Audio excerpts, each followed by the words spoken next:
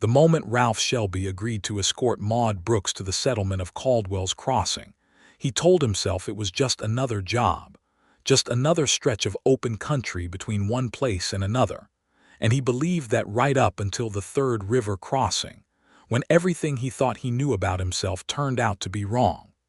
It was the spring of 1878, and the Kansas plains were just beginning to shake off the gray shell of winter. The grasses were coming back, pale green shoots pushing up through the cracked earth, and the sky above them was the particular shade of blue that only exists in that part of the country, deep and unending, the kind of blue that makes a man feel small in the most honest way. Ralph had ridden into the town of Harrow's Bluff on a Tuesday morning, his horse Clementine dusty from 2 days on the road, his stomach empty, and his mood somewhere south of agreeable. He had no intention of taking on any work other than the usual freight run he'd been promised by a man named Gideon Cross, who operated a modest transport service out of the back of a dry goods store. Gideon Cross was a wide man with a thick mustache and the habit of rubbing his hands together when he was nervous, which was nearly always. He met Ralph at the door of his establishment with that very gesture, his palms sliding against each other as though he were working invisible dough.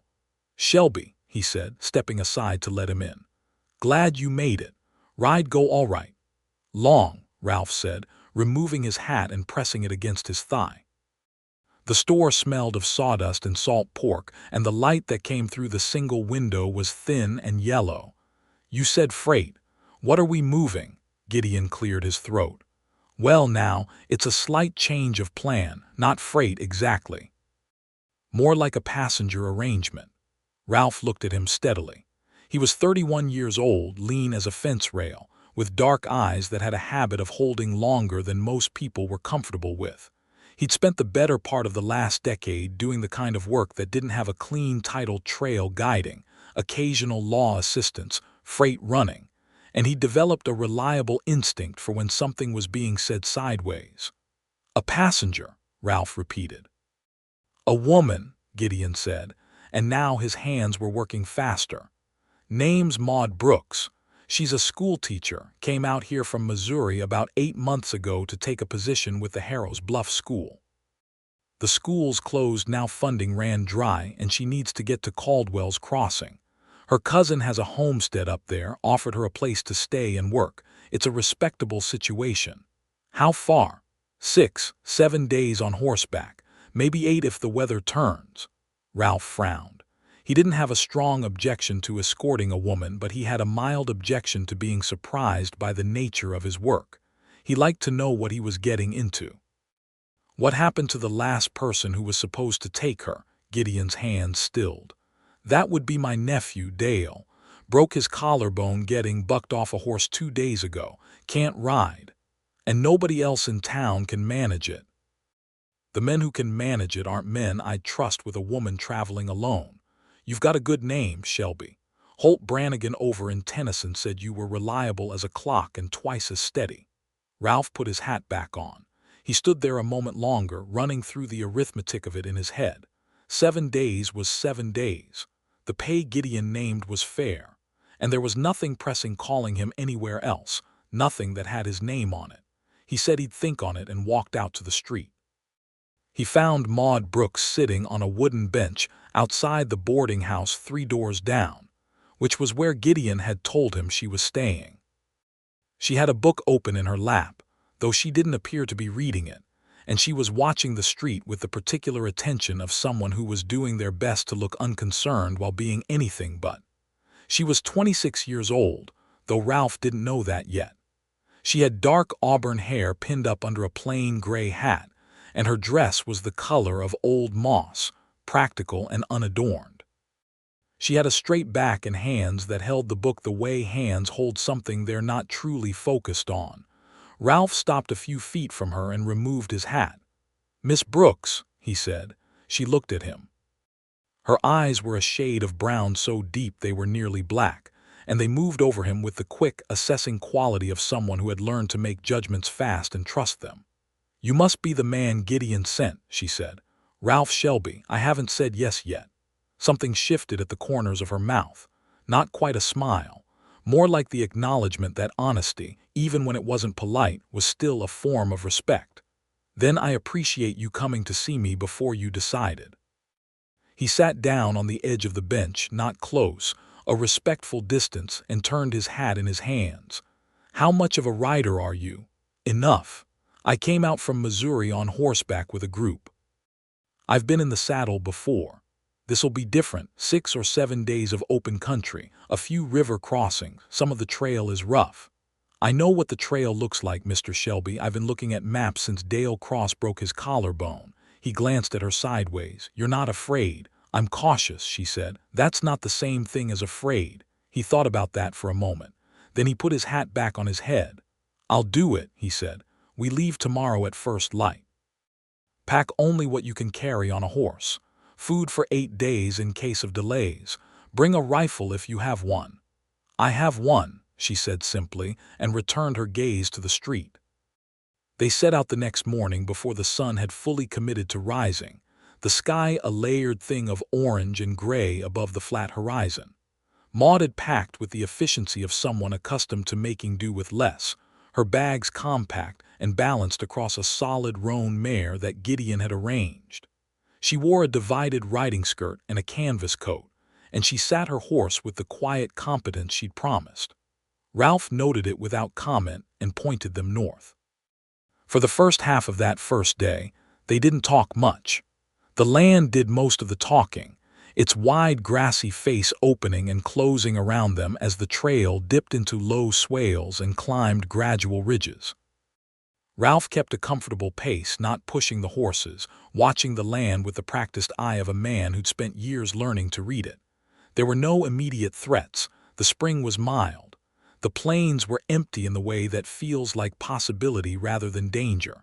Maude rode slightly behind him for the first hour, then pulled level as the trail widened. "How long have you been doing this?" she asked. "Trail work, since I was about 20. Started as a hand on a cattle operation out of Texas, then moved into guiding and freight, more variety in it." "Do you have a home, a place you return to?" He considered the question honestly. "Not in any particular sense.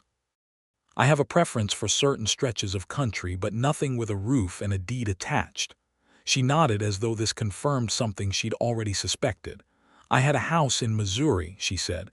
"Small one, a garden in the back, my mother's roses." She paused. "I left it because I thought the work here mattered more than the roses." "Did it?" The school closing suggests otherwise. There was a flatness in her voice that wasn't bitterness, exactly, but was the thing that comes after bitterness has burned itself out and left something more durable in its place. Ralph didn't know the shape of her history yet, but he recognized the tone of someone who had made a difficult choice and was still learning to live with how it had turned out. "Schools close," he said. "Doesn't mean the work wasn't worth doing." She looked at him. "That's a kind thing to say." "It's a true thing to say," he corrected gently. "Those are different." They made camp that first night beside a low stand of cottonwoods, the fire small and practical. Maude cooked with the same economy she packed, with a pot of beans and salt pork that was plain but warm and good, and coffee that was strong enough to hold a spoon. Ralph ate without complaint and leaned back against his saddle, watching the fire while she cleaned the pot with sand and a rag. "Tell me about Caldwell's Crossing," he said. "My cousin Alina is there. She married a farmer named Hatch 2 years ago. She says it's growing. A church, a school, a small mill." She paused. "Alina thinks I'll be happy there." "Do you think you'll be happy there?" Maude sat back on her heels and looked at the fire. The light moved over her face in an honest way, and Ralph found himself paying attention to the small expressions that crossed it, the slight press of her lips when she was considering something carefully, the way her brow moved when she arrived at an answer she wasn't entirely satisfied with. "I think I'll be useful there," she said finally. "That's what I know how to be." He didn't push beyond that. He banked the fire and told her they'd ride at first light, and they each turned in on their respective sides of the small camp, and the Kansas night closed over them, full of stars and silence.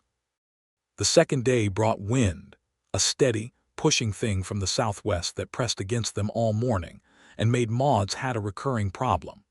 She lost it twice before Ralph pulled a length of leather cord from his saddlebag and handed it to her without ceremony. She tied it under her chin with a brisk efficiency that made him feel as though offering help had been something he could do without making her feel small, which was a balance he hadn't been entirely sure he could manage.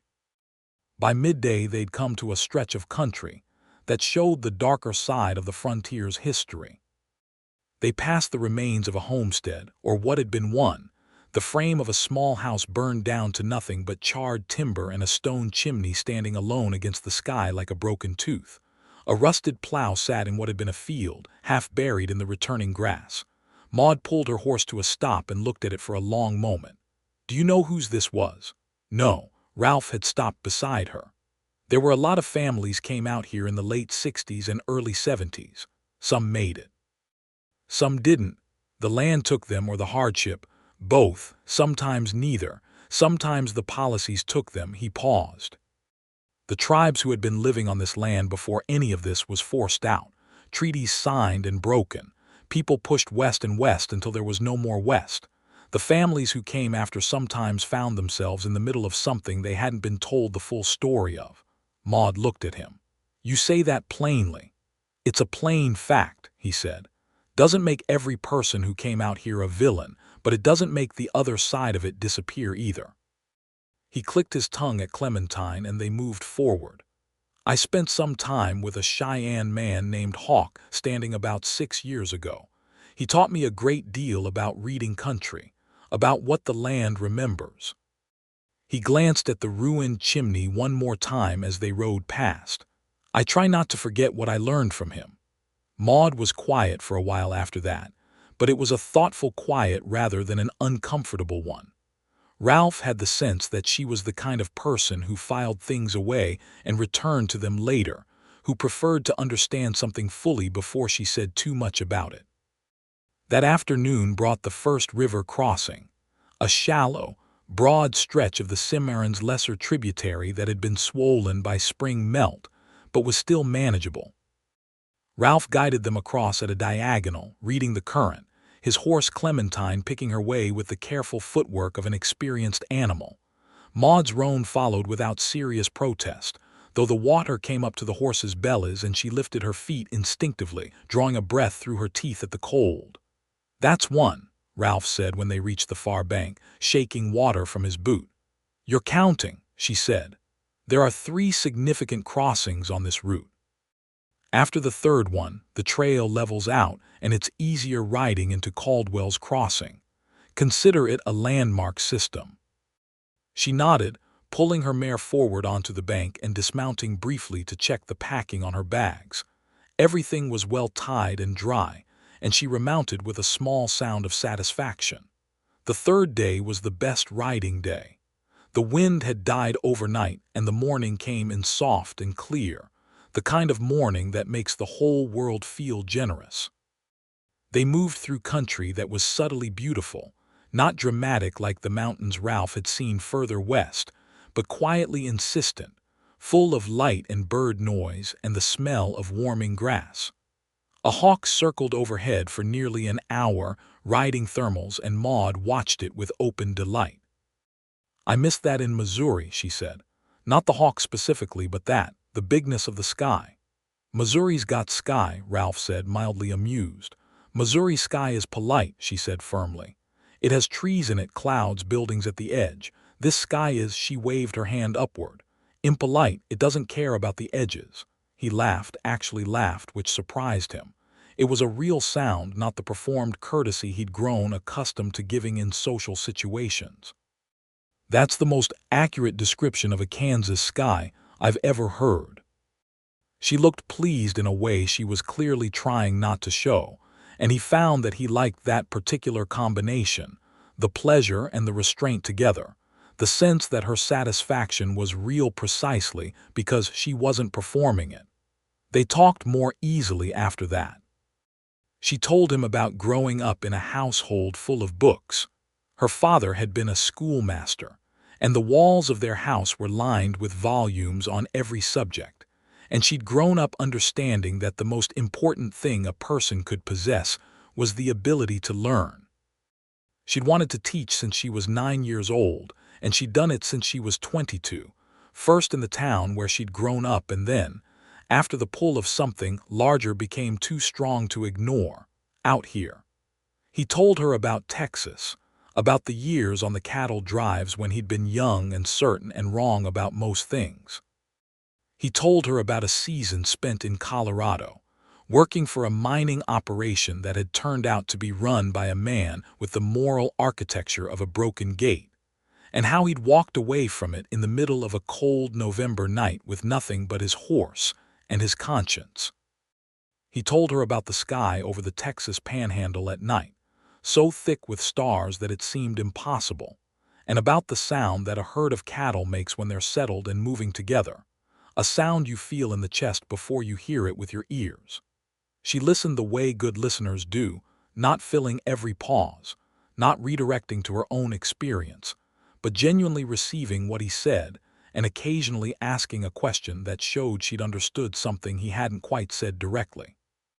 "You're a careful man," she said late on the third afternoon, as they were making their way toward a stand of timber where Ralph had planned to camp. "How do you mean?" "You choose your words. You don't say more than you mean to say, but you also don't say less than you mean to say. It's a narrow path to walk." He thought about that. "I suppose I've learned that most trouble comes from one direction or the other, saying too much or not enough. Most of my trouble has come from saying exactly what I think," she said, with a rueful quality that suggested she didn't entirely regret it. "And what do you think in general?" "In general," she considered. "I think people are capable of being better than they are. I think most of them want to be, but don't know how to start. I think the world is harder than it needs to be, and a lot of that hardship is manufactured by people who benefit from keeping things as they are." She glanced at him sideways. "I think the right book given to the right child at the right moment can change the entire trajectory of a life." "I believe all of those things," he said quietly. They looked at each other for a moment longer than the conversation strictly required, and then the horses moved, and the moment passed, and the camp appeared ahead through the trees. On the fourth day, something small but significant happened.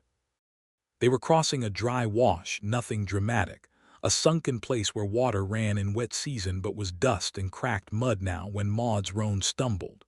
The horse caught herself, but the lurch had been sharp enough to throw Maude sideways in the saddle, and she grabbed for the pommel. Ralph was beside her before the motion had fully resolved itself, his hand on her arm steadying. "You all right?" he said. She was slightly breathless, more from the startlement than any actual danger. "Fine," she said. Then, after a breath, "Thank you." He didn't release her arm immediately. He should have, and he knew it, but there was a beat of delay. Her hand had come up and rested briefly against his, steadying herself, and the contact was warm and real and entirely unremarkable in its practical nature. But it wasn't unremarkable in the way it felt, and that was something Ralph noted and filed away in the place where he kept things he didn't yet know what to do with. He let go. She adjusted herself in the saddle. They rode on. That evening, while he was checking Clementine's left foreleg for a small tenderness he'd noticed, Maude came and sat nearby on a flat rock and watched him work. "You're good with horses," she said. "They're straightforward," he said. "They tell you what they need. They don't pretend. Unlike people. Unlike a lot of people," he allowed. "Though some people are pretty honest." She pulled her knees up slightly and wrapped her arms around them, a gesture that was comfortable and unpretentious. The firelight was behind her, and the last of the daylight was in front, and she was caught between the two in a way that Ralph found himself wanting to memorize without being able to explain exactly why. "My father died the winter before I came out here," she said. It came out of her without preamble, in the way that true feelings sometimes come, not dramatically but simply, as though they'd been waiting for a space to step into. "He was the one who encouraged me to go, said I had too much energy for one town, too many ideas, said the frontier needed women with ideas." "He was right," Ralph said. "He was." Her voice was steady, but he could hear something underneath the steadiness, a weight she carried with the practice of someone who had decided that carrying it quietly was both the right and the necessary thing to do. I wish he'd lived long enough for me to write him about it, about the school, the students. He would have wanted to know. Ralph sat back on his heels and looked at her. Did you write them down, the things you'd have told him? She was quiet for a moment. No, she said, but that's a good idea. Then put it in a letter anyway, he said. Write it and keep it for yourself. He paused. Some things are worth saying even if they don't have an address.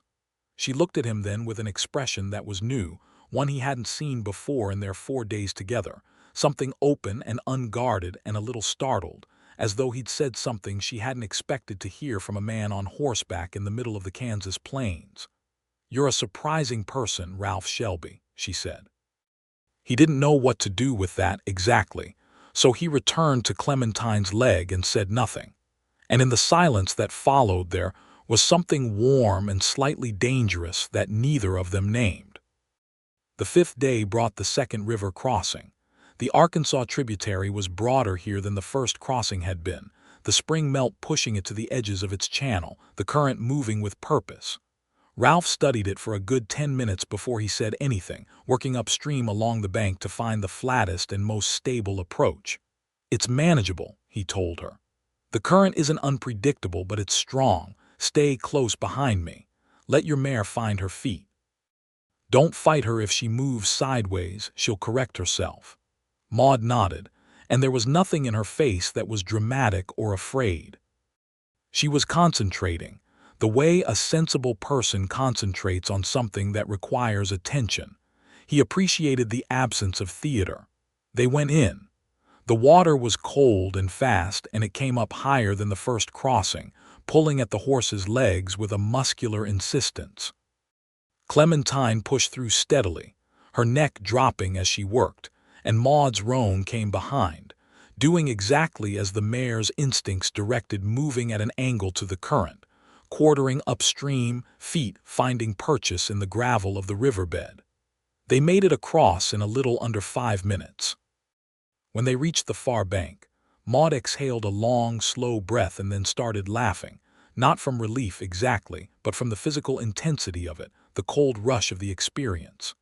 It was the first time Ralph had heard her laugh without restraint, and it was a good laugh, full and real, and the sound of it did something peculiar to the inside of his chest.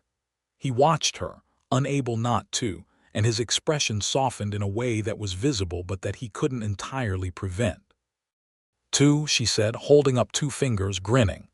2, he agreed, and he was smiling back. The 5th night they camped in a wide, shallow valley that was sheltered from the wind by a long ridge of sandstone to the west.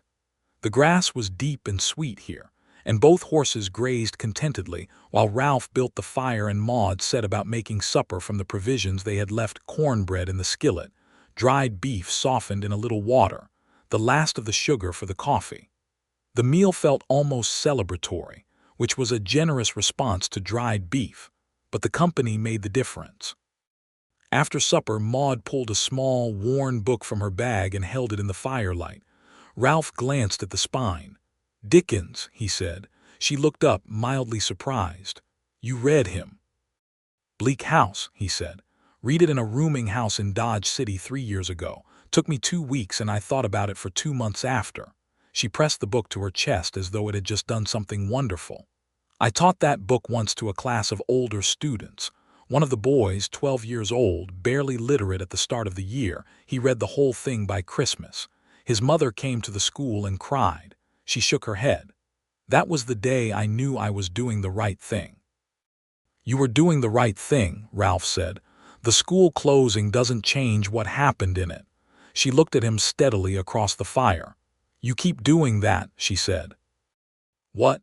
Returning things to me that I'd given up as lost. He didn't know what to say to that, so he looked at the fire, and the fire crackled and settled, and the night moved around them both, and there was something between them that had been building since the first day and that neither of them had found words for yet, but was becoming harder to ignore with each passing hour.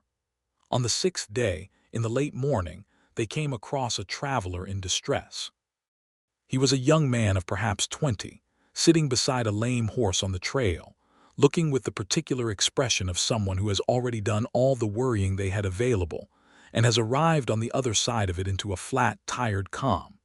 His name was Fletcher, he said, and he'd been heading south toward Harrow's Bluff, and his horse had pulled up lame about 4 miles back, and he'd been walking it along slowly since then. Ralph examined the horse's leg with care. It was a bowed tendon, not dangerous, but entirely disabling for the short term. The horse couldn't be ridden. "You'll need to walk him in," Ralph said. "It's 4 days to Harrow's Bluff on foot with a lame horse, or 2 days if you push it, but I wouldn't recommend pushing it. You'll do more damage." Fletcher's face fell. He was a good-natured young man with a scrub of reddish beard and the look of someone who had set out on an adventure with insufficient preparation. "Is there anything, is there a settlement nearby?" Ralph and Maude exchanged a glance. There was a small trading post about a half-day's ride to the east that Ralph knew from previous trips. Not much. A store and 2 or 3 buildings. But the man who ran it was reliable and would have a place for Fletcher to rest the horse before continuing. Ralph gave him directions with the careful specificity of a man who understood that vague directions in open country can be life or death, and then checked that Fletcher had enough water. He did, barely. Ralph transferred a portion of their water to him and accepted the young man's thanks with a nod. As they rode away, Maude looked back once at Fletcher making his slow way across the grass with his horse. "Will he be all right?" she asked. "If he follows the directions and doesn't try to ride the horse again, yes," Ralph said. "Young men have a tendency to underestimate how long things take in open country." "Young men aren't alone in that tendency," Maude said, in a tone that suggested she had first-hand experience on both sides of that observation. They rode in comfortable silence for a while after that, and Ralph became aware of how natural the silence had become. In the beginning, the silences between them had had the slight edge of 2 strangers sharing space who were working out the etiquette of it. Now the silences were different, inhabited, settled, the kind that form between people who have decided they are comfortable with each other. He noticed, too, that he had been watching the country differently. Not just with the professional attention of a man whose job it was to keep them safe, but with the secret wish that the things he was seeing, the particular angle of light on a rise, the way a flock of birds moved in concert over a distant slough, were things she would notice also, so they could speak about them. And she did notice. She noticed more than he would have expected, her attention to the world around her quiet but comprehensive. That evening she caught him watching her when she thought he was looking at the fire. She didn't look away immediately, and neither did he, and the moment stretched to a length that became its own kind of conversation. "Ralph," she said. "Yes." "What are you thinking about?" He considered lying or deflecting, which he was capable of doing when the situation called for it. He decided against it. "I'm thinking," he said slowly, "that I've done a fair amount of traveling in my life, and I've had good company a few times, and I've learned to know the difference." She absorbed that. The fire moved between them. "I know what you mean," she said very quietly. Neither of them said anything else about it that night. But they were both aware that something had shifted, quietly and completely, like the turn of a season. The 7th day brought weather. Not a serious storm, but a sustained gray sky and a fine, cold rain that started around mid-morning and settled in with the look of something that had commitments and intended to keep them. Ralph had a good oilskin slicker, which he offered to Maude when the rain began in earnest. She refused it, citing her own canvas coat, but an hour later she was visibly cold, her shoulders drawn up against the wet, and he rode alongside her and put it over her without asking, draping it across her shoulders from beside, and she didn't argue. "You're cold too," she said. "I've been cold before," he said. "So have I don't doubt it. But your coat isn't oil-treated and mine is, and the rain knows the difference." She pulled the slicker closer around her. "You're very practical," she said. "Is that a complaint?" "Not at all," she said. "It's one of the things She stopped, looked ahead at the rain. "It's a quality I appreciate in a person." He let the incomplete sentence stand, but he felt the shape of what she hadn't said, and it sat warm inside him despite the cold rain. They made camp early that day, finding a natural shelter in the lee of a limestone bluff, where an overhang was wide enough to keep both the fire and their bedrolls dry. They were close together under the overhang, not inappropriate, simply practical, and the rain hushed everything outside their small circle of warmth. Maude made coffee and they sat close enough to share the heat of the fire, their voices low. "Tell me about the settlement," she said. "Caldwell's Crossing. Have you been through it?" "Once, maybe 3 years ago. Small but clean." The people there had the look of people who decided to stay and make something real of it, which is the most important thing a settlement can have. Good water, decent soil. He paused. "You'll be all right there, Maude." She looked at him. He'd used her given name only once before, when they'd been mid-river on the second crossing and he'd wanted her attention quickly. This time it had come out without the formality he usually maintained, slipped out the way honest things do. She didn't correct him. "I know I will," she said. "Logically, I know that." She held her coffee cup in both hands. She paused again, and this time the pause was longer, and when she spoke her voice was careful in the way it is when someone is approaching something true and fragile. "I find that I'm less certain about wanting to arrive than I was when we started." The rain pressed in around the overhang. The fire snapped once and settled. Ralph looked at her and she looked at him, and there was nothing ambiguous about what either of them was feeling in that moment, and that clarity was both extraordinary and terrifying. "Maude," he said, and then he stopped, because he wasn't sure what followed her name in a sentence that said everything he wanted to say without overstepping the boundary of what she'd offered him. "Ralph," she answered, and the way she said it was not a question. He reached over and put his hand over hers on the coffee cup. Just that, warm and steady and asking nothing. She looked down at his hand, and then she turned her hand over beneath his and held it, and they sat like that while the rain came down outside their small shelter, and the fire kept them warm, and neither of them said anything else for a long time because nothing else needed to be said. The third river crossing came on the morning of the 8th day. The rain had stopped overnight, and the morning was scrubbed clean and bright, the kind of morning that follows bad weather with a generous relief. The grass sparkled, and the sky was back to that impolite Kansas blue, and everything smelled of wet earth and new season. The third crossing was the widest of the three, a broad, shallow stretch of the main river channel that was engorged from the previous day's rain, moving faster than it looked. Ralph sat his horse at the bank for a longer time than he had at the others, watching the current, walking Clementine upstream and back, reading the water's character with the careful attention he gave to all things that mattered. He came back to where Maude sat her mare and looked at her. Her hair had come partly loose from its pins in the morning's riding, and there were strands of it catching the light, auburn and warm against her face. The slicker was folded across her saddlebag. She was sitting straight and waiting with the patience she'd shown throughout this journey, trusting his judgment without surrendering her own.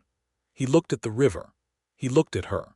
He looked at the other side of the crossing, at the trail that continued north toward Caldwell's Crossing, toward her cousin Eleanor and her farmer husband, and the life that had been arranged for Maude like a comfortable garment that would fit her well enough. Something happened in him in that moment. Something that had been building across 8 days of open country and firelight, an honest conversation, and her hand turning over beneath his in the rain. It wasn't a dramatic thing, the way such moments are sometimes in stories. It was quiet. It was simply the recognition of something he could not unknow. He didn't want to take her to Caldwell's Crossing. That was the truth of it, plain and undecorated.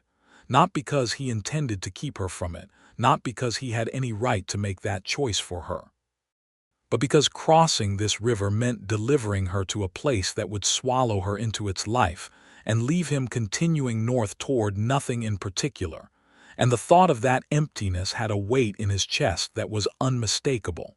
He turned to her. She was watching him. She'd been watching him make his calculations, and in her eyes was the slight uncertainty of someone who suspects they are reading a situation correctly but isn't sure they should. "The water's crossable," he said. "It'll take some care, but we can manage it." "All right," she said. He didn't move forward yet. He sat there, Clementine patient under him, the river moving past them both with its spring energy. He said, "Maude, before we cross." She waited. He took a breath. He was a man who chose his words, who said neither more nor less than he meant, and this was a moment that required every bit of that precision. "I told myself at the beginning of this trip that it was a job. 7 days of open country and 3 river crossings, and you'd be delivered safely to Caldwell's Crossing. That's what I agreed to." She said nothing, but he could see her listening with her whole body. "Somewhere along the way," he said, "it became something other than a job. And I know I don't have any claim on what you do or where you go. It's entirely your life and your choice, and I understand that. But I would be a dishonest man if I crossed this river without saying so." The river moved. A hawk called somewhere to the west. Maude Brooks looked at Ralph Shelby with the eyes that were nearly black and deep as still water, and her expression was not surprise exactly, but something closer to the feeling of arriving at a place you'd been moving toward without knowing it. "What would you say," she asked carefully, "if you were being completely honest with me?" He looked at the crossing, and then back at her. "I'd say I'd like the chance to know you longer than 8 days. I'd say that every morning when we started riding, I was glad about the day ahead in a way that I haven't been in a long time. I'd say," he paused, "I'd say that I think you're the most remarkable person I've met in my life, and the thought of crossing that river and delivering you to a place you're going because it made sense on a map somewhere is something I don't want to do." The silence between them was full and ringing. She sat very still on her mare. "I have an obligation to Alina," she said at last. "She's expecting me. She's arranged work for me at the school there." "I know," he said. "I'm not asking you not to go. I'm just—" He stopped himself, tried again. "I'm asking you to know that someone would very much like a reason to find his way to Caldwell's Crossing." That shifted something in her. He could see it, the particular quality of movement that crosses a person's face when they've decided to stop protecting themselves from something. "You'd come to Caldwell's Crossing," she said. "If I had a reason," he said. "Yes." She looked at the river, and then she looked at him with a directness that was one of the things he had loved about her from nearly the beginning, that direct, clear, honest gaze that said she was giving him a real answer, not a careful one. "Then you have a reason," she said. "And I think we should cross this river." He crossed first, she followed. The water was cold and fast, and they moved through it with care, the horses working steadily, and they came out on the other side with wet legs and bright eyes, and the trail to Caldwell's Crossing opened ahead of them in the clear morning light.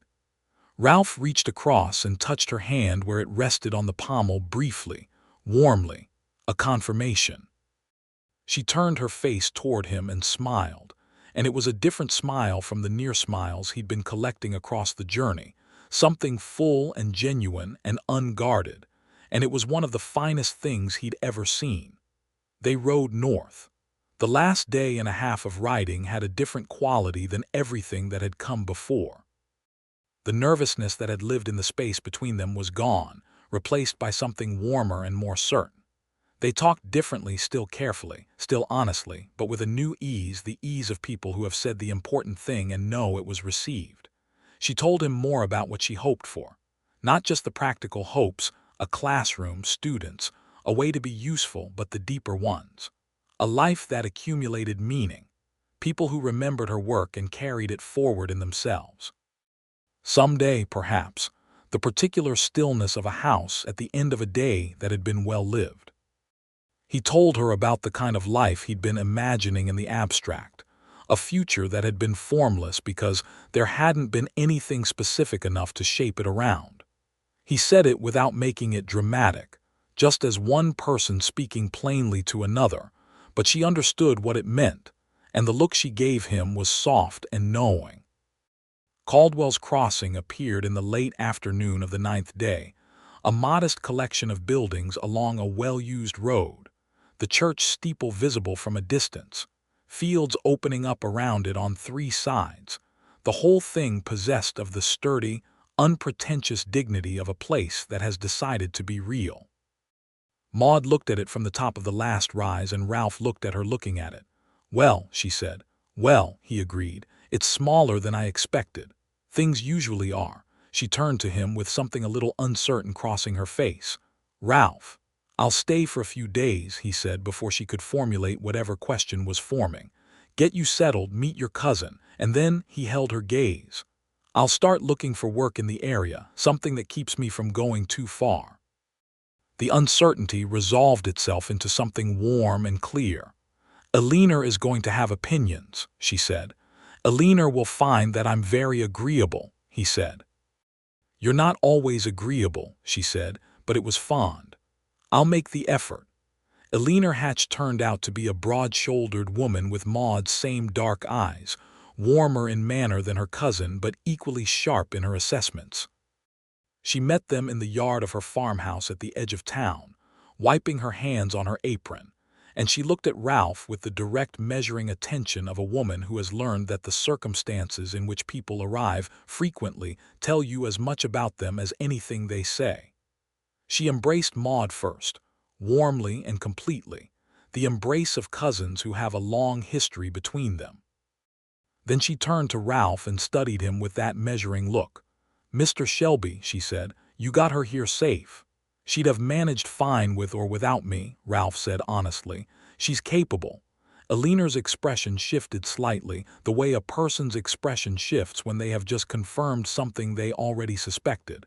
"Come in," she said. "Supper's on."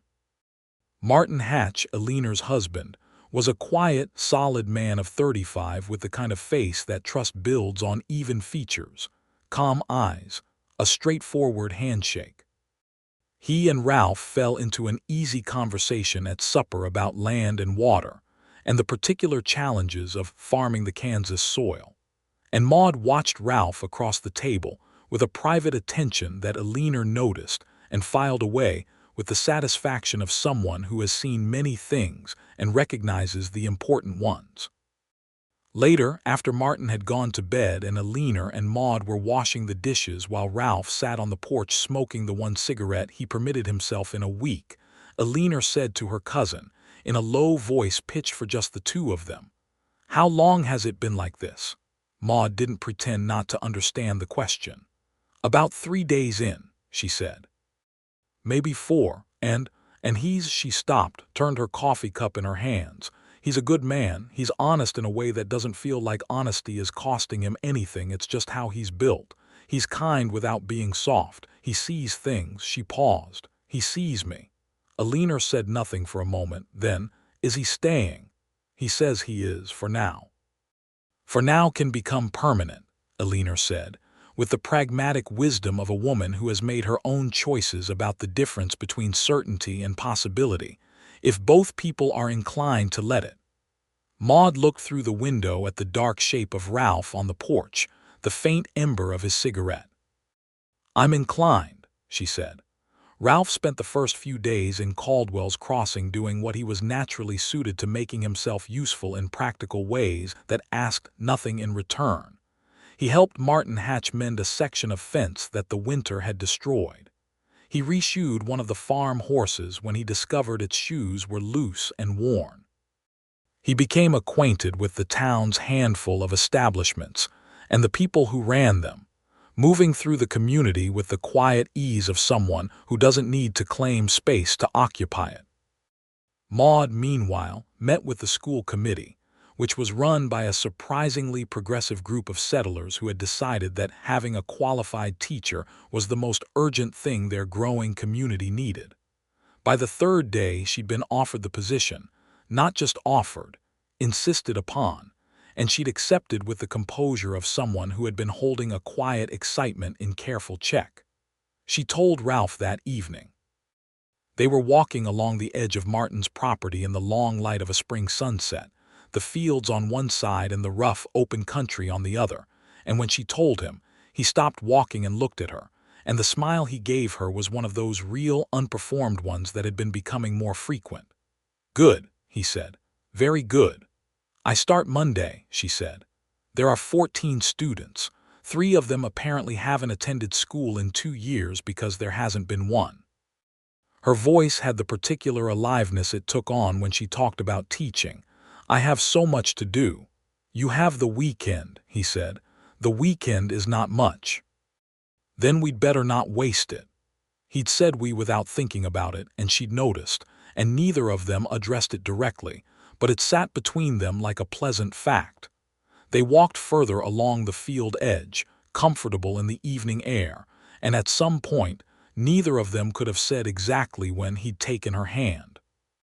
Not in the careful, requesting way of the moment in the rain, but naturally, as though it were simply the thing that happened when they were walking beside each other, which was exactly what it was. She held his hand back. They walked. The sun went down in layers of color that were almost unreasonably beautiful, and the Kansas sky, impolite and edgeless, performed its nightly act of making the world feel enormous and intimate at the same time. "I used to wonder," she said after a while, "whether I'd made the right choice, coming out here, leaving Missouri, leaving what I knew. The school closed and I thought perhaps I misjudged everything." "And now," he said, she considered. The last light was warm on her face. "Now I think sometimes the right choice looks like the wrong one for a while, and you have to stay with it until you can see it whole." He thought about that. About the morning at the Third River crossing, about the choice he'd almost made and hadn't needed to make because honesty had made it for him. About how close he'd come to simply crossing the river and saying nothing and spending the rest of his life wondering. "I think that's true," he said.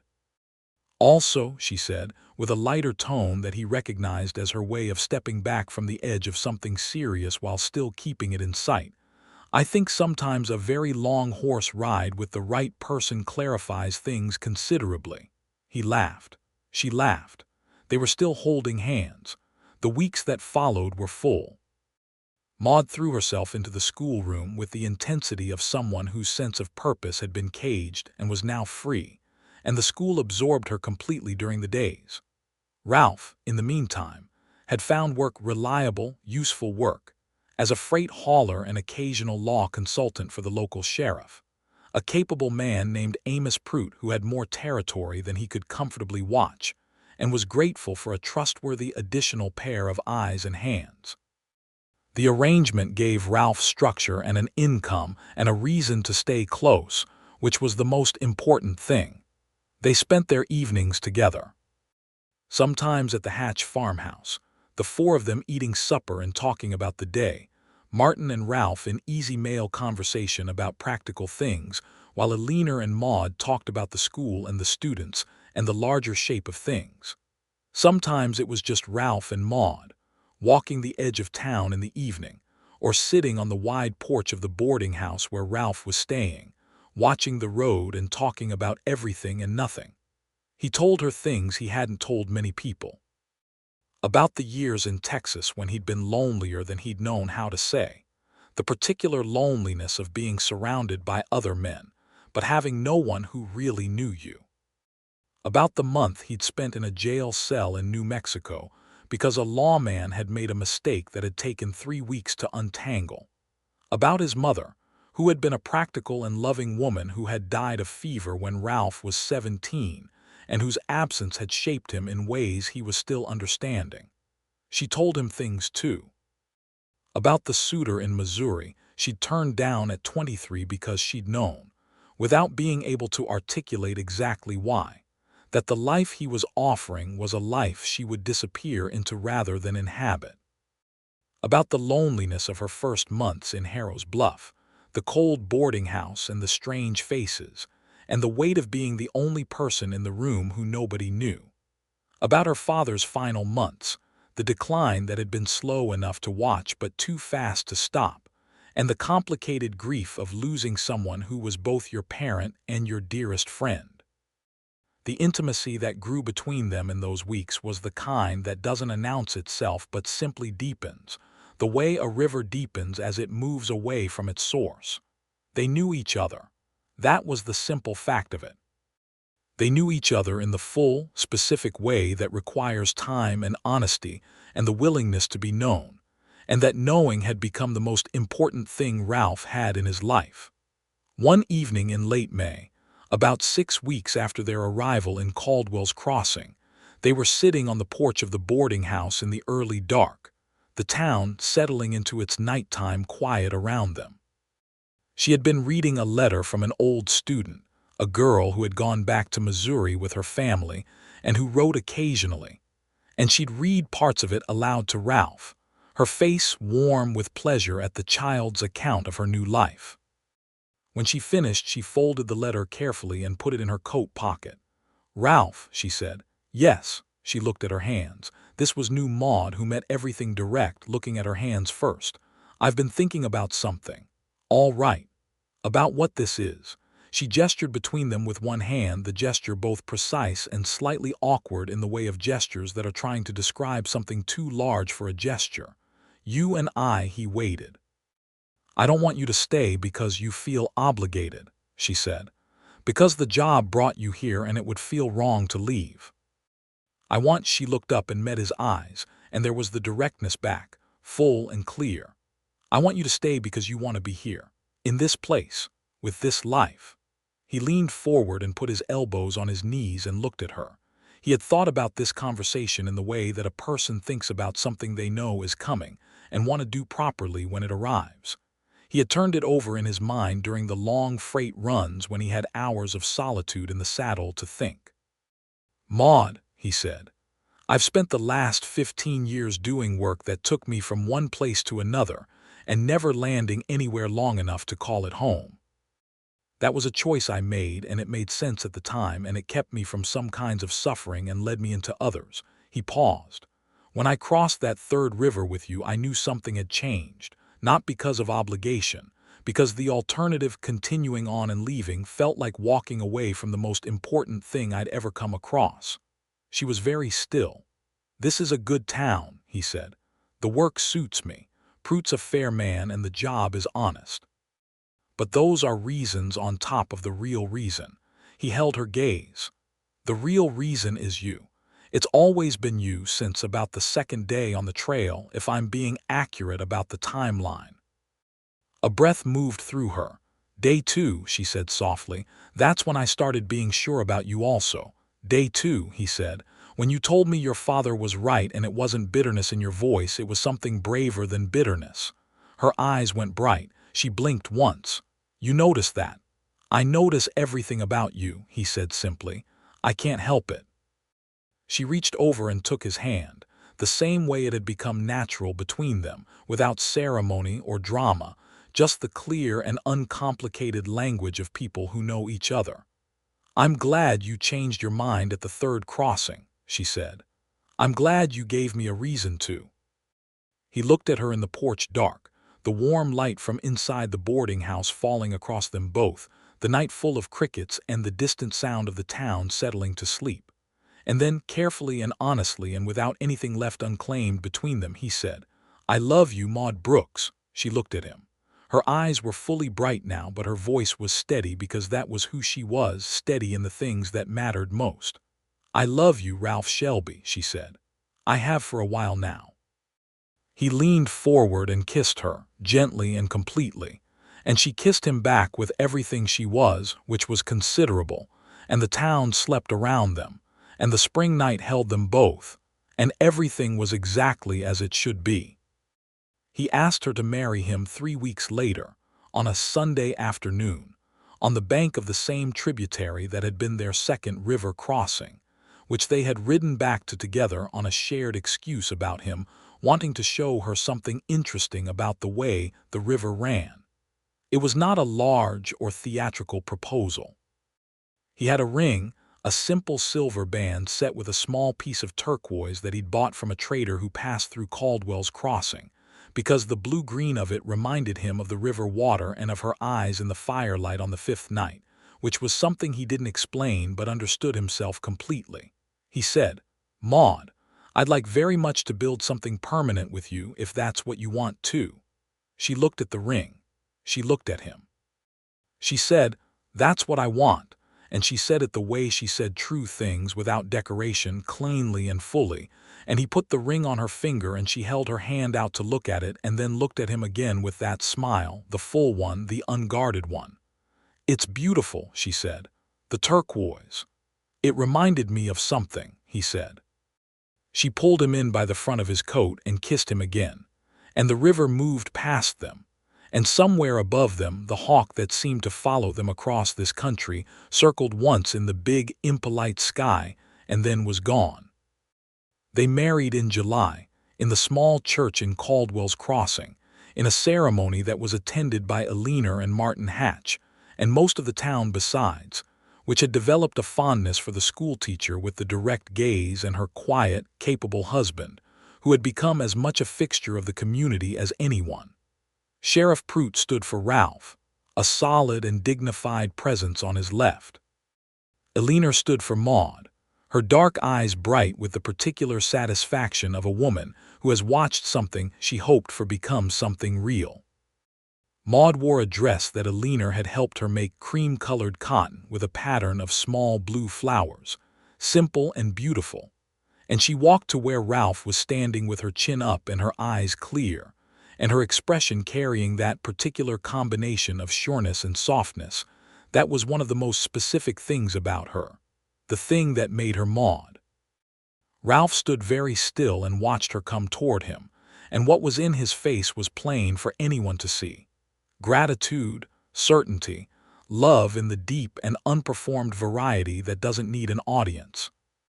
The minister, a short, energetic man named Pastor Klein, read the words, and they said what they meant to say, and Martin Hatch wept quietly and was not embarrassed about it.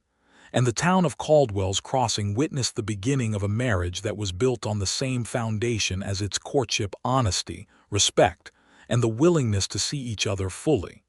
The summer deepened. Maude taught through July and into August, her classroom becoming the thing she had always believed a classroom should be. A room where children understood that the world was larger than they'd previously imagined, and that they had a place in it worth claiming. Ralph worked, hauled freight, assisted Prout on 2 occasions that required more judgment than force, and became, over the months, a known and trusted man in that stretch of Kansas country. They found a house at the end of the summer, a small place on the eastern edge of town with 2 good rooms and a yard with enough space for a garden. It needed work, and they gave it work, the kind of shared physical labor that builds its own kind of knowledge between people, where each one's capabilities and limits and preferences live in the body, how they work alongside each other, who stops first and who keeps going, who notices the small things and who attends to the large ones. Maude planted a garden in the autumn before the first frost, putting in the things that would come back in the spring: bulbs and perennials, because she was thinking about spring, about the permanence of this, about the fact that she would be here to see them bloom. And among everything else she planted, she put in 2 rose cuttings she'd written away for, from a catalog, the same variety as her mother's roses in Missouri. Ralph watched her plant them from the porch with a cup of coffee warming his hands, and his expression was the expression of a man who has found the thing he was looking for without knowing he was looking, and has the sense to recognize it and be grateful. "Those'll take a season before they look like much," he called. "I know," she called back, pressing the soil down with her palms, "but they'll look like something next spring." "We'll be here next spring," he said. She looked up at him from the garden, her hands dark with good Kansas soil, and she smiled. "We will," she said. The autumn passed into winter, and the winter into spring, and the world that had been hard and gray and shut up opened itself again the way it always had, generous with warmth and growth, and the renewal that the Kansas plains perform each year with an unpretentious faithfulness that Ralph had come to love in the same way he'd come to love everything else about this place. Honestly, without ornament, because it was simply true. In the spring, Maude told him they were going to have a child.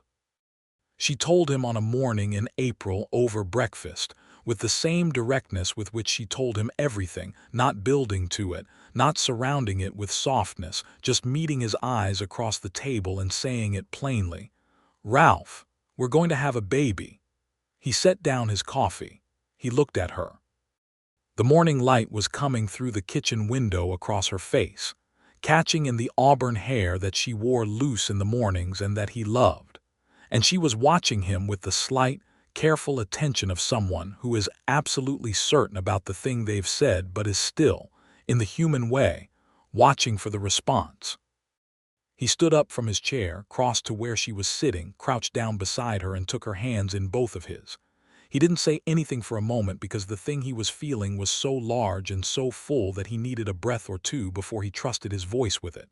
"A baby," he said. "Yes," she said. "Are you well? Are you feeling—" "I'm fine," she said. "I've been a little tired, but fine." The corner of her mouth lifted. "I'm not fragile, Ralph." "I know you're not fragile," he said. "I know that in the most absolute way." He pressed her hands.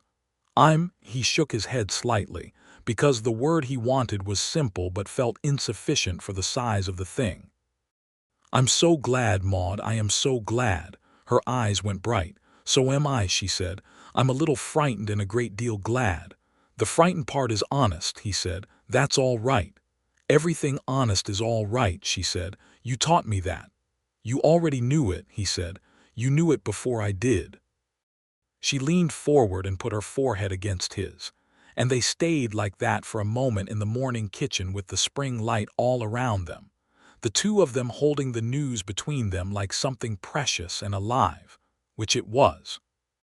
Alina, upon being told, cried without any effort to conceal it, which was out of character enough to be touching, and Martin shook Ralph's hand with both of his and said, "Good man," twice, which covered everything he wanted to say.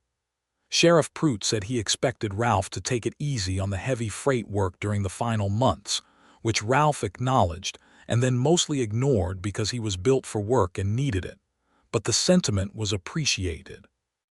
Maude continued teaching through the summer and into the autumn, slowing down but not stopping, refusing to treat pregnancy as an incapacity when it was nothing of the kind. Her students noticed the change in her shape over the months with the frank, unembarrassed curiosity of children, and she answered their questions with the same straightforwardness she brought to everything, and several of the older girls developed an almost proprietary interest in the whole affair. The baby came in the first week of December, when the Kansas winter had settled in cold and clear around the town of Caldwell's Crossing. It was a boy, and he came into the world with the vigorous and irritated energy of someone who had things to do, which Maude found both exhausting and deeply encouraging. Ralph held his son for the first time in the small bedroom of their house, in the lamplight, with the cold pressing at the windows and the warmth of the fire filling the room. The baby was red-faced and his eyes were screwed shut, and his hands were the size of acorns, and Ralph looked at him with the feeling of a man who has had many large feelings in his life and has just discovered that they were all rehearsal. "He's perfect," he said. His voice was rough with it. Maude, exhausted and warm and more fundamentally herself than she had ever looked, reached up and touched his arm. "He is," she said. "What shall we name him?" They had discussed names in the weeks before in the way of expectant parents who can never quite commit until the person is real. They'd had a list. But now, looking at the solid fact of this boy in his arms, Ralph said, "James, after your father." She was quiet for a moment, her hand on his arm pressed gently. "James," she said. "James Shelby." "James Brooks Shelby," he said. "He should have both." She made a small sound that was all breath and no words, and he looked at her and saw that she was crying, properly and quietly, which was a rare enough thing in Maude that it meant something large. He moved carefully and sat beside her on the bed, and she leaned against him, their son between them, small and present and absolutely real. "James Brooks Shelby," she said again. "He'd have liked that, my father." "I know he would have," Ralph said, though he'd never met the man. He said it because it was true in the way that some things are true without requiring proof, because he knew Maude, and knowing Maude was knowing the shape of what her father had made, and that shape was something any man of sense and feeling would have been proud of. They sat together in the warm room while the winter pressed at the windows, the three of them, their family, complete and warm and held. The years that followed were good years, the kind that don't make dramatic stories because their goodness is of the daily, accumulating kind morning after morning, season after season, a life built up from small, honest acts repeated. Ralph remained the steady, capable man he'd always been, but with his steadiness planted now in real ground, in this place and this life, and it suited him in a way that the rootless years had never quite managed. He worked for Prout until Prout retired, and the new sheriff, a young man named Carver, kept him on in a consulting capacity that took perhaps a day or two a week and left him free for the freight work he preferred. Maude taught. She taught with the passion and precision that she'd always brought to it, and the school at Caldwell's Crossing became known in the surrounding area as something worth having, not fancy, not large, but alive with the quality that only comes when the person running a classroom believes completely in what they're doing.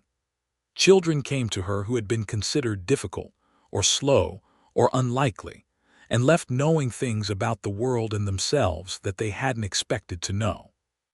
She wrote letters about some of them, long letters, kept in a wooden box that Ralph had made for her specifically for that purpose, the box fitted with a small brass catch. Among those letters were several addressed to her father.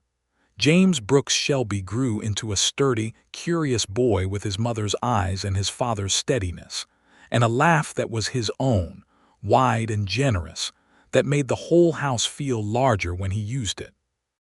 By the time he was 3, he was following Ralph around the property with a focused intensity that Ralph found both amusing and quietly moving, the child's mirroring of his motions, reaching for the same tools, bending to look at the same things, an image that Ralph carried somewhere permanent. When James was nearly 4, Maude told Ralph they were expecting again. This time she was less careful about her delivery. She said it while hanging washing in the yard, her arms full of wet linen, calling it over her shoulder in a tone that was matter-of-fact and warm at once. Ralph set down the fence board he was repairing and looked at her. "When?" he said. "Late summer," she said. "Another one for you to name," he said. She pulled a sheet taut on the line and looked at him with mock severity. "You named the last one. I suggested. You agreed." "I'll be suggesting this time," she said, "and you'll agree." He came over and relieved her of the wet bundle in her arms because she could manage it perfectly well and he knew it, but he did it anyway because there were ways of saying things without words, and he'd gotten good at those. "I'll agree," he said. "Whatever you choose."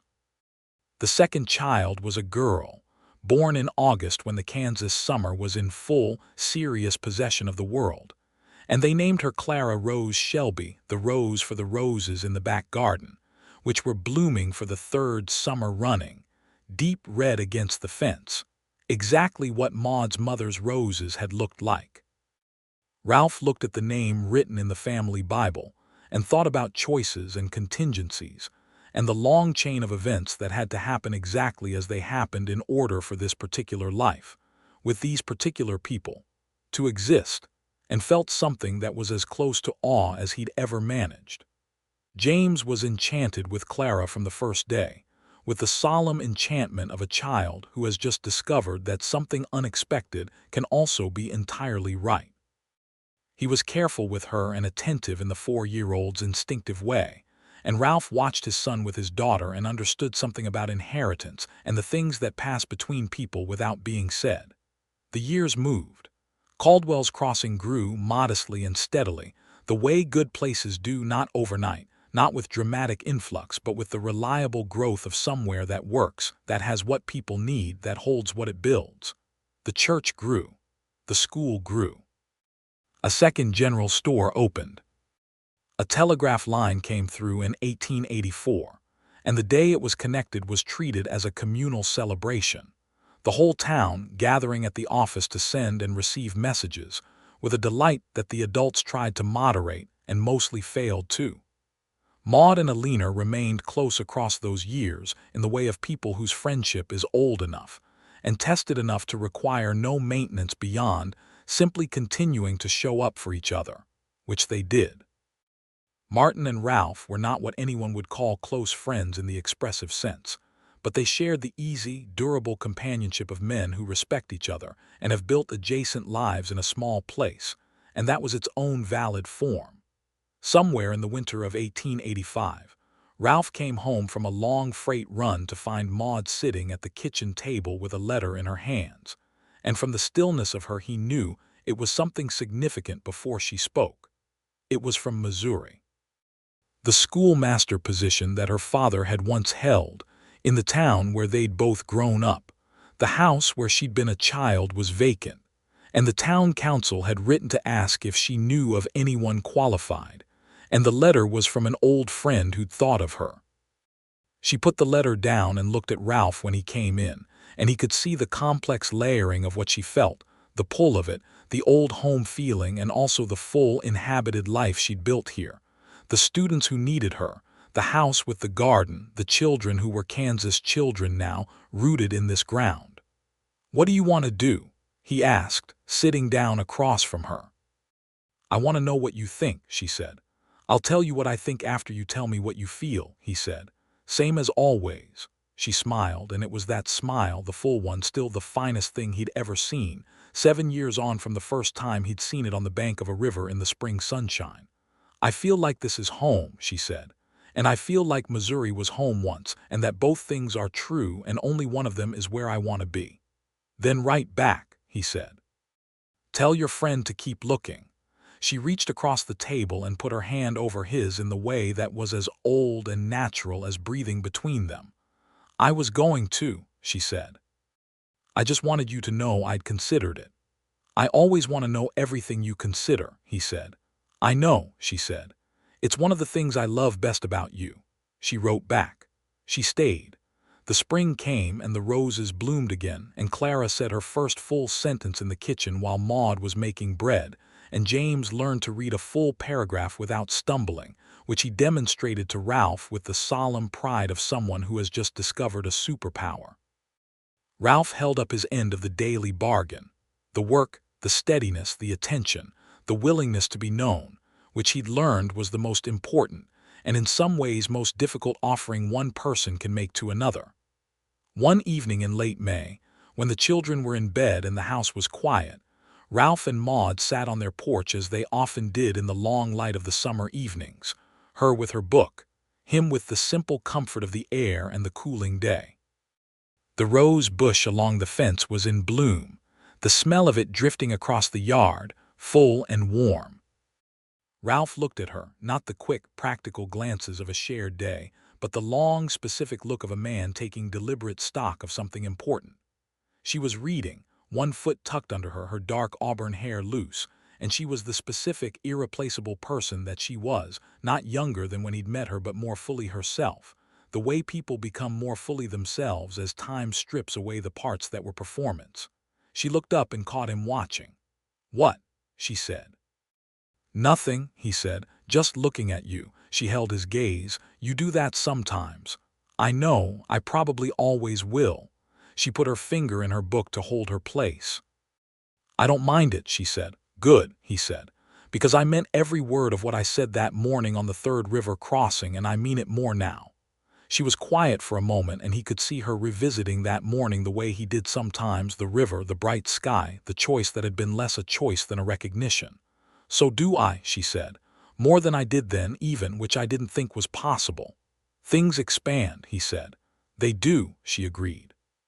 She went back to her book, but after a moment she shifted in her chair and leaned her head against his shoulder, and he put his arm around her, and they sat like that in the evening light, the roses blooming, the children sleeping, the town of Caldwell's crossing turning toward its night. The sky above them was the particular shade of blue that only exists in that part of the country, deep and unending, exactly as impolite as she'd always said. And it covered them both equally, as it had covered everything in that wide country since before anyone had thought to name it. Ralph Shelby had set out from Harrow's Bluff with a woman to escort and a job to finish, and he had crossed 2 rivers without ceremony and come to the 3rd river crossing and known, in the way that the most important knowings arrive, without drama, simply as fact, that he was no longer willing to be the man who delivered her to another life and rode away. He had not delivered her to a settlement up north and ridden away. He had delivered himself to a life he hadn't imagined possible, on a trail through open country in the spring of 1878, with a woman who read Dickens on the trail and argued for the impolite sky and told hard truths in a clear voice, and held his hand under the rain without making anything of it and planted roses in Kansas soil, because she intended to be there in the spring. He had been supposed to deliver her, and somewhere around the 3rd river crossing he had changed his mind, and everything that followed had been the long and continuing proof that it was the rightest thing he had ever done. The roses bloomed every year, deep red against the fence, as reliable as everything else that was true and permanent in that life. James grew tall and serious and good. Clara grew bright and stubborn, and full of her mother's laugh and her father's steadiness in some unmistakable combination that was entirely her own. The school in Caldwell's Crossing produced generation after generation of children who knew that the world was larger than they'd thought, and that they had a place in it. And Maude Brooks Shelby stood at the front of that schoolroom for more years than she would ever count, believing with every lesson that it mattered, knowing with certainty that it did. And Ralph Shelby came home every evening to a house that smelled of bread and roses and lamp oil and coffee, to a woman who never pretended and never withheld, and never stopped being entirely and specifically herself. And he understood every evening what he had almost ridden away from, and was grateful in the particular way of a man who knows precisely how close he came to losing the best thing he ever found. The Kansas sky held them both, impolite and enormous and endlessly blue, and the years moved through it as years do, carrying their weight and their sweetness alike. And the life they had built together in that stretch of open country stood as solid and real as the limestone bluffs that had sheltered them from the rain, as permanent as the turquoise ring on Maude's left hand catching the light whenever she lifted it to write or teach or plant or hold. And it was good. It was deeply and completely good, and it was theirs.